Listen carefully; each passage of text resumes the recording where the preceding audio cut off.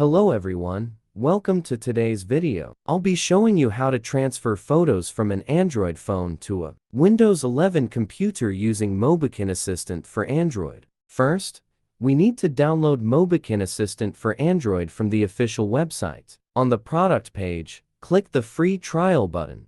Once the download is complete, open the file and follow the prompts to install it. Click Finish to launch the software. Open Mobikin Assistant for Android and connect your Android phone to the computer using a USB cable. Make sure USB debugging is enabled on your phone.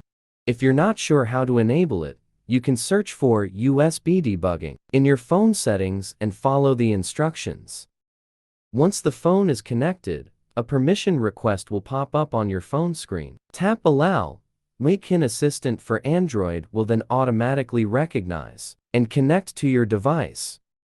In the software interface, click on the Photos tab on the left side. You'll see all the photos stored on your phone. Select the photos you want to transfer to your computer and then click the Export button. Choose the storage path, click OK, and the transfer will begin. Once the photo transfer is complete, you can view and manage these photos on your computer. Thanks for watching today's video. I hope this tutorial was helpful.